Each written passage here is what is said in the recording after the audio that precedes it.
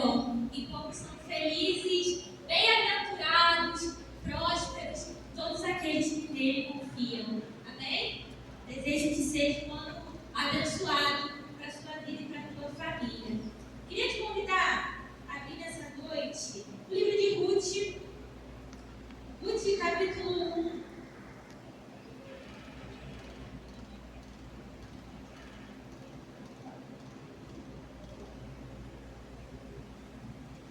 Ruth, capítulo 1, versículo 18.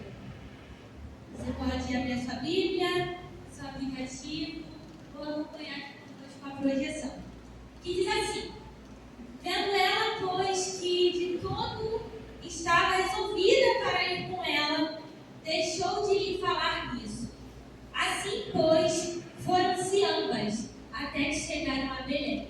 E sucedeu que, entrando elas em Belém, toda a cidade se comoveu por causa delas. E diziam: não é esta Noemi? Porém, ela lhes dizia: não me chameis Noemi, chamai-me Mara, porque grande amargura me tem dado Todo-Poderoso. Cheia parti, porém vazia o Senhor me fez tornar. Porque, pois me chamarás Noemi, pois o Senhor testifica contra mim, e o Todo-Poderoso me tem afligido tanto. Assim Noemi voltou, e com ela Ruth, a moabita, sua nora, que voltava dos campos de Moabe, e chegaram a Belém, no princípio da cega das cevadas. Veja vocês olham aqui nessa noite, vamos orar? Senhor, nós bendizemos o seu nome, te rendemos graças porque o Senhor é bom. Ó Deus, te louvamos através dos louvores, da oração, através, Senhor, de ofertas. E nesse momento, Senhor, nós estamos desejosos a ouvir a tua santa palavra. Ó Deus, fale conosco, Senhor, nos dê ouvidos sensíveis para ouvir a tua doce voz a falar, Senhor, nessa noite. Ó Senhor, que o Senhor possa blindar as nossas mentes, Senhor, que qualquer desvio de pensamento, Senhor, possa ser impedido através do teu Santo Espírito. Ó Senhor, que a nossa mente esteja voltada e cativa somente para ti, Senhor. Ó Deus, que os nossos corações, os nossos ouvidos estejam abertos para a tua doce voz. Fala conosco, Santo Espírito. Nós desejamos te ouvir. Amém. Meus irmãos, no domingo, quando o pastor Max ele me deu a incumbência de dar a palavra dessa noite, eu estava até pensando, né? Porque hoje é o primeiro culto do ano de 2025, hoje é dia 12 de janeiro, e sempre que é início do ano, quando vai ali, já chegando a véspera do ano novo, quando vai se findando o ano, gente, todo mundo já começa a fazer as suas listinhas, né? A sua meta, os seus planos, os seus desejos, os seus sonhos para o próximo ano que está chegando.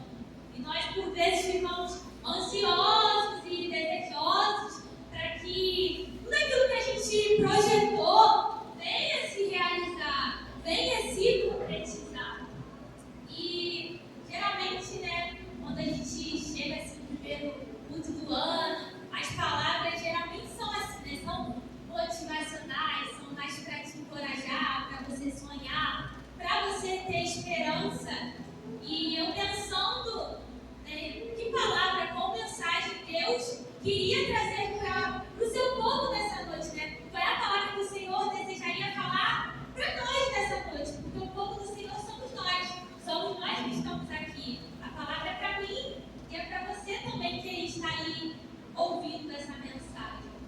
E logo o Senhor começou a falar comigo através dessa história que eu amo, história que ano passado, gente, especificamente, eu li milhões de vezes esse livro,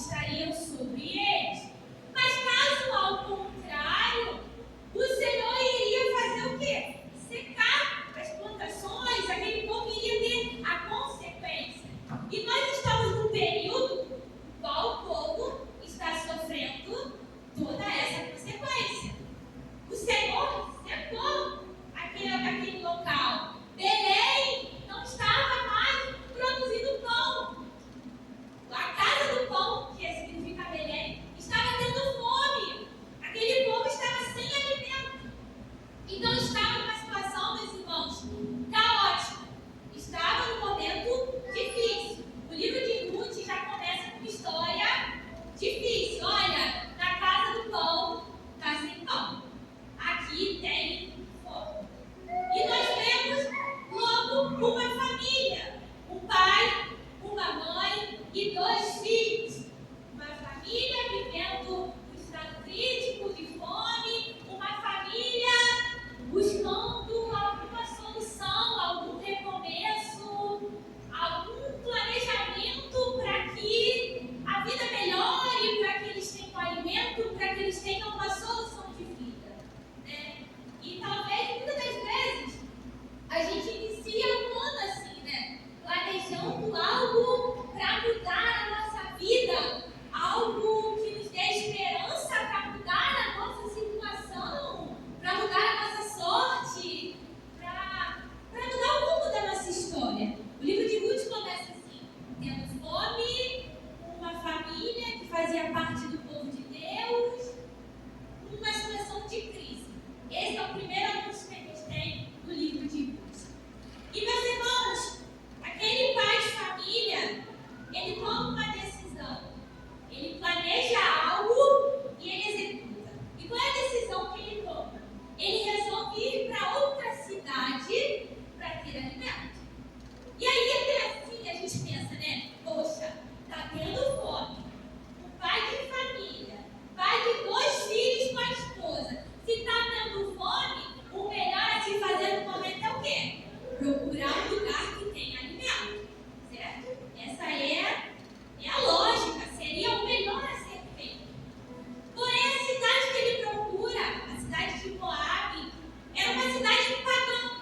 Era uma cidade que estava contra os princípios do Senhor. Era uma cidade onde o povo não servia ao Deus de Israel, não seguia as leis do Deus de Israel. Era um povo que pecava, era um povo que estava distante do Senhor.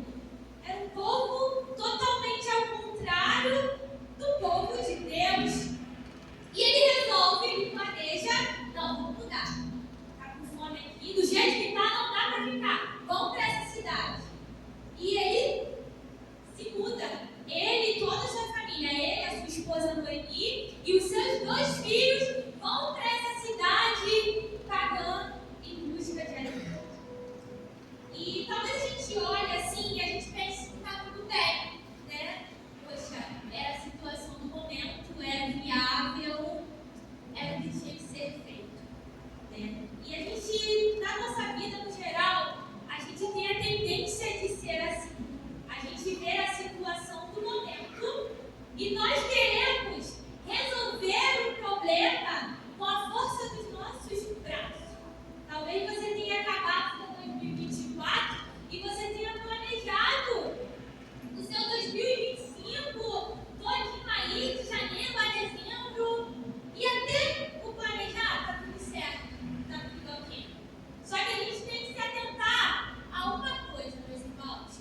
Toda vez que nós, como povo de Deus, formos planejar algo para a nossa vida, para a nossa história, para a nossa casa, para o nosso futuro, a gente só tem que se atentar a uma coisa.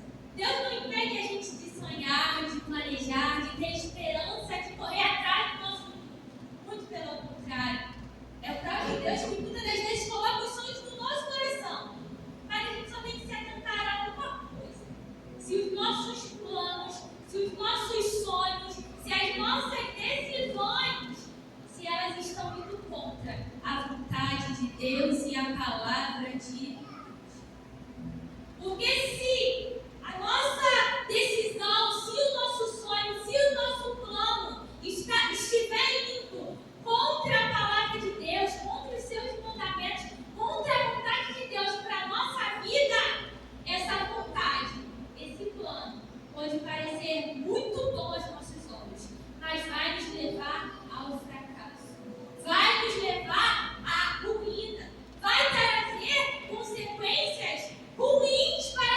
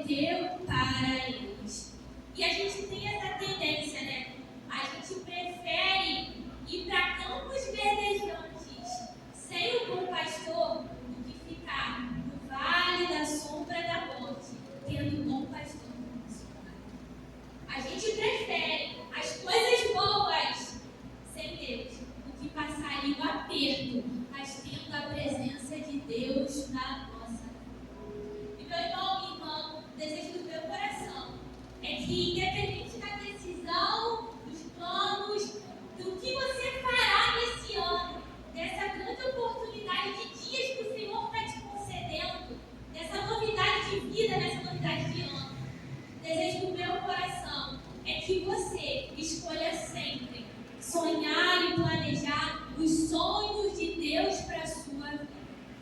Ainda que isso te custe muito, porque custaria para essa família ficar ali ainda perecendo da fome. E eles vão, meus irmãos, e como eu comentei no início, todas as vezes que a gente sai da rota do que Deus planejou para a gente, todas as vezes que a gente planeja as nossas próprias vontades sem ser aquilo que o próprio Deus está planejando para nós,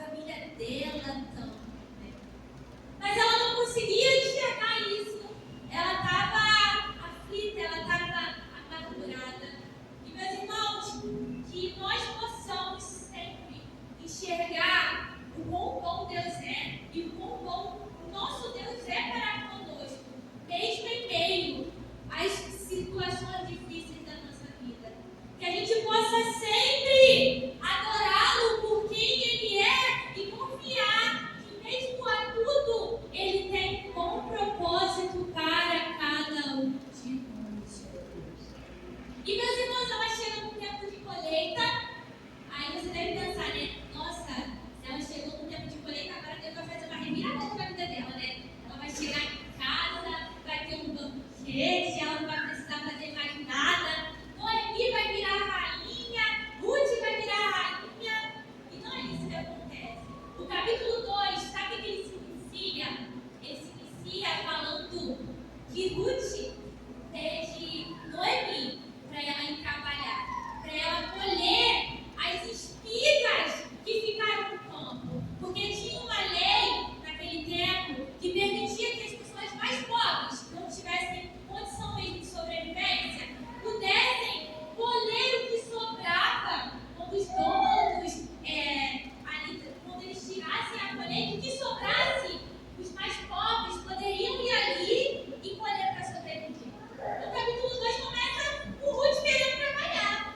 E a palavra ainda diz que, casualmente, eventualmente, Ruth vai colher um campo de um homem chamado Boaz. E esse homem tinha parentesco com o marido de Noemi. E a palavra diz que existia uma lei naquela época, que quando o homem ele falecia e não tinha descendente, poderia aquela mulher se unir com o irmão dele, para que a descendência não se acabasse, para que tivesse uma continuidade. Porém, o marido de Ruth morreu e o irmão do marido dela também faleceu. Morreu o marido e o cunhado. Então, realmente não tinha mais esperança para aquela mulher. Mas a palavra diz que aquele homem, ele tinha um grau parentesco e por ele ter um grau parentesco, ele poderia pegar e redimir ela. Ele poderia pagar todas as dívidas, ele poderia pegar ela para si e tornar ela a sua esposa para que não cessasse a sua descendência. E é isso que acontece, meus irmãos. Ela vai colher justamente no campo desse homem que poderia resgatá-la, que poderia redimir a vida dela e mudar a vida dela de uma vez por todas. E a palavra ainda diz que, casualmente, ela foi colher lá. E Noemi fala para ela, olha, você apresenta lá ele, vamos ver como vai ficar as coisas. E Boaz era um homem generoso.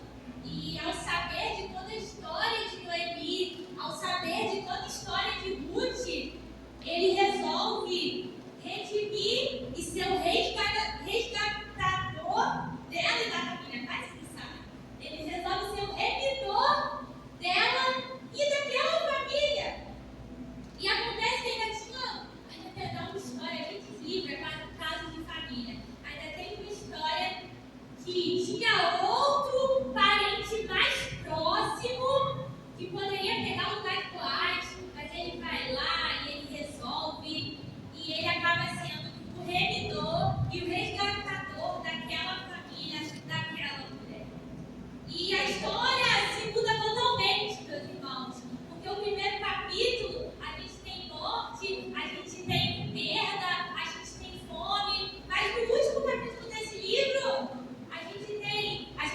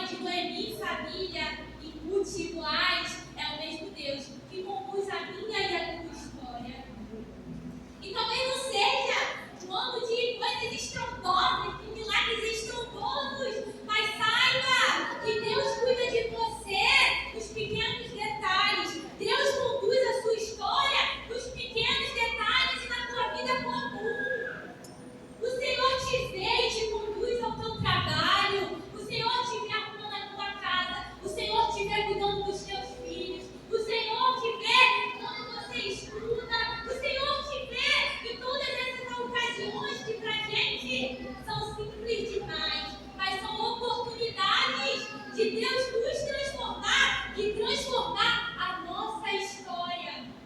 A vida de Ruth não foi transformada com o mar se abrindo, um pão e peixe sendo multiplicado, mas foi transformada quando ela estava indo em direção a um trabalho. E Deus estava lá e Deus estava conduzindo toda essa história. E de aprendizado hoje, eu queria deixar, não somente para mim, mas que eu queria compartilhar com cada um de vocês. O primeiro deles é que a gente possa sempre examinar os nossos planos, a rota da nossa vida, quais são os nossos sonhos do nosso coração e se eles estão de acordo com os planos de Deus, se eles estão de acordo com o que Deus requer de nós. Porque se tem uma coisa que Deus não abre mão, meus irmãos, é que nós não venhamos obedecer os seus princípios e a sua lei. Deus requer isso de nós, Deus quer isso do seu povo, que nós sejamos obedientes e que nós venhamos seguir e trilhar o seu caminho. E outra coisa, meus irmãos, eu queria trazer de encorajamento para esse novo ano, para cada um de nós. Deus escreve a nossa história.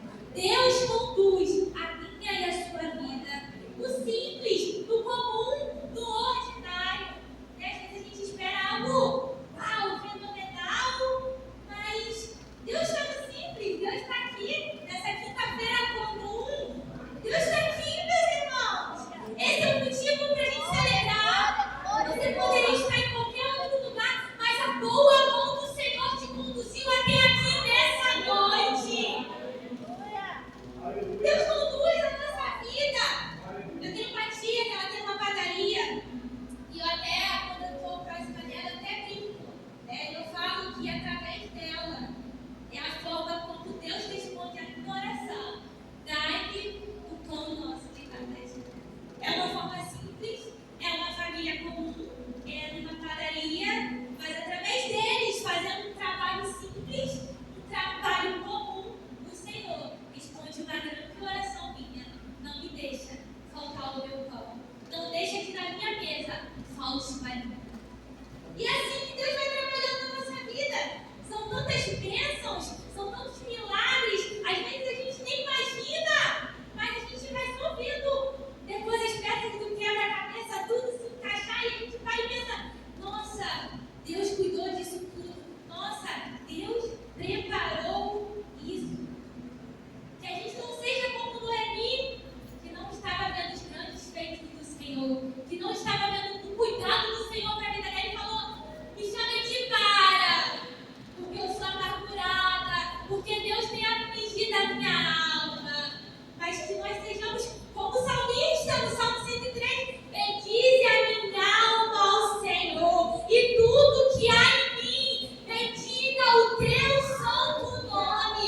Bendiga a minha alma ao Senhor, e não se esqueça de nenhum só dos teus benefícios. Que nós tenhamos um coração grato, sabendo que Deus está cuidando da gente. Ei, Deus está cuidando do teu ano. Deus já sabe o que vai acontecer ao longo de 2025. E isso tem que trazer paz e alegria para o nosso coração. Porque o nosso Deus é um Deus bom e Ele tem pensamentos de paz e não de mal para o seu povo.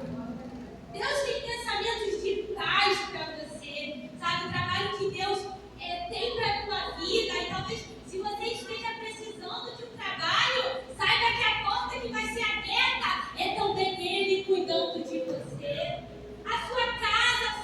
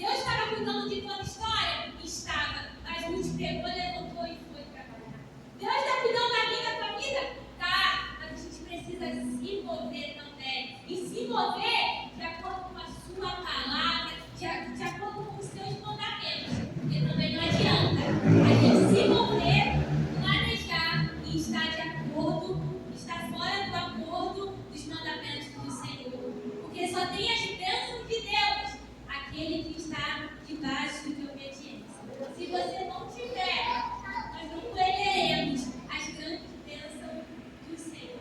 E eu espero, meus irmãos, que nesse ano a gente possa contemplar as bênçãos do Senhor no nosso dia a dia, no simples. Cada dia é uma oportunidade. Não espere um congresso, um grande culto para ter uma sensação estrondosa da presença do Senhor.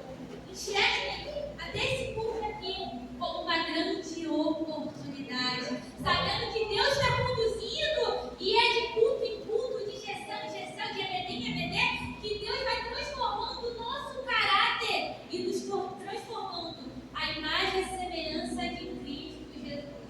É em cada dia com a tua família, é em cada dia no teu trabalho, e no final disso tudo, meus irmãos, o mesmo Deus que está conduzindo e cuidando de cada galáxia, de cada átomo, de cada planeta, de cada país, estado, cidade, é o mesmo Deus que está cuidando e conduzindo na vida de cada um de nós, mesmo pequeninos. Né? Às vezes a gente não é tão grato, mas, meus irmãos, você acordou hoje, você está alimentado, você está vestido, você está com a sua família, talvez não esteja como você queria, mas, sem dúvidas, está sobre o cuidado e sobre a condução de Deus. E esse já é um motivo para a gente se alegrar. E o meu convite, meus irmãos, hoje está difícil, já caiu o papel, já caiu o celular, já caiu tudo. Mas enfim, meu convite esse ano para você, esse ano que se inicia, é que a cada dia a tua alma possa bendizer ao Senhor por tudo que Ele tem feito. E que em cada dia, em cada projeto, em cada plano, em cada sonho, que você esteja com o coração disposto a seguir os mandamentos do Senhor. E eu não tenho